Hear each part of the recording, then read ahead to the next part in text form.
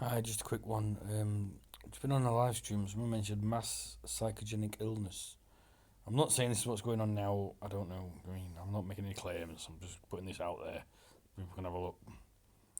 Mass psychogenic illness, MPI, also called mass sociogenic illness, mass psychogenic disorder, epidemic hysteria, or mass hysteria, is a rapid spread of illness signs and symptoms affecting members of a cohesive group, originating from a nervous system disturbance involving excitation, loss, or alteration of function, whereby physical complaints that are exhibited unconsciously have no corresponding organ etiology.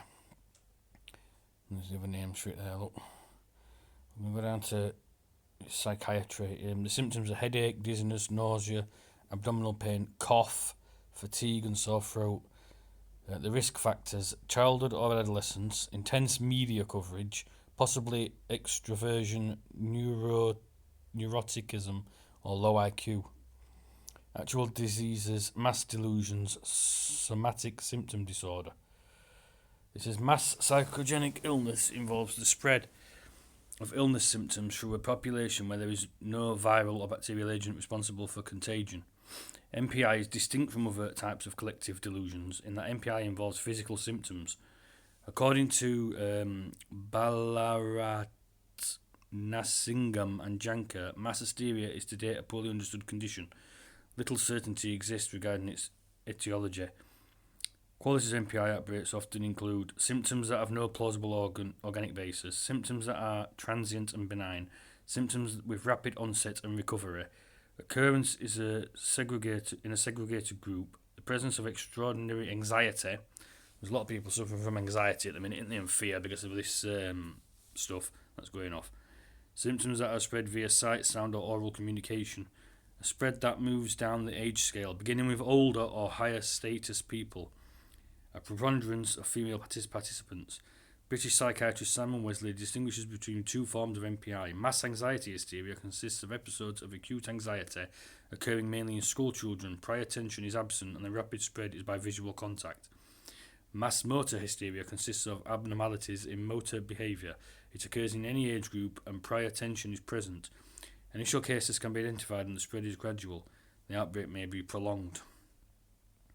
While his definition is sometimes adhered to, others such as Ali Gombe et al. Of the University of Maiduguri, Nigeria, sorry if I said that wrong, contest Wesley's definition and describe outbreaks with qualities of both mass motor hysteria and mass anxiety hysteria.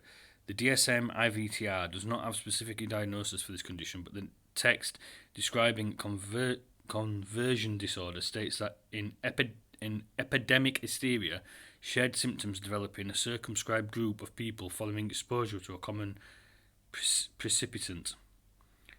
And these are common symptoms. These are following symptoms based on their communality in outbreaks during 1980 and 1990. This is the percentage reporting and the symptom: headache 67%, dizziness or lightheadedness 46%, nausea 41%, abdominal cramps or pain 39%, cough 31%, fatigue, drowsiness or weakness 31%, sore or burning throat 30%, hyperventilation or difficulty breathing 19%, watery or irritated eyes 13%, chest tightness and chest pain 12%, inability to concentrate or trouble thinking 11%, vomiting 10%, tingling, numbness or paralysis 10%, anxiety or nervousness 8%, diarrhea 7%, trouble with vision 7%, rash 4%, loss of consciousness, syncope 4%, itching 3%. Adolescents and children are frequently affected in cases of MPI. The hypothesis that those prone to extroversion or neuroticism are those with low IQ scores are more likely to be affected in an outbreak of historical epidemic has not been consistently supported by research. But Bartholomew and Wesley state that it seems clear that there is no particular predisposition to mass sociogenic illness, and it is a behavioural reaction that anyone can show in the right circumstances. Intense media coverage seems to exacerbate outbreaks. And what we've got, intense media coverage of this thing that's going on at the minute, and that could exacerbate outbreaks. The illness may also recur after the initial outbreak. John Waller advises that once it is determined that the illness is psychogenic, it should not be given credence by authorities.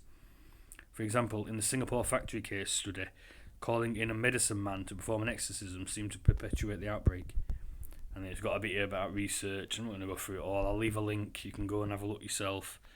According to Jones, the effects resulting from MPI can be difficult to differentiate from those of bioterrorism, rapidly spreading infection, or acute toxic exposure.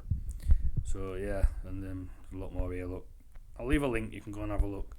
It tells you about in history, when it happened in the Middle Ages, then the 18th to the 21st centuries, where it's happened and stuff as well. Strain. Those affected were more likely to work overtime frequently and provide the majority of the family income. Many were married with children.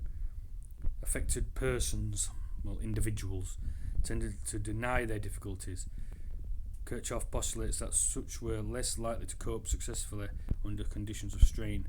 Results seemed consistent with a model of social contagion. Groups of affected individuals tended to have strong social ties. He also links the rapid rate of contagion with the apparent reasonableness of the bug infestation theory and the credence given to it in accompanying news stories. There you go. I'll leave a link. You can go and have a look. And then it's happened in schools as well. Like I said, I'll leave a link. You can go and have a look. But yeah, I just thought I'd put that out there. The mass psychogenic illness, maybe with a mass media coverage and everything else. Who knows? I'm not making any claims. I'm not saying this is what's going on. I don't know, but it's something to think about. All right. Okay. Thank you. Bye.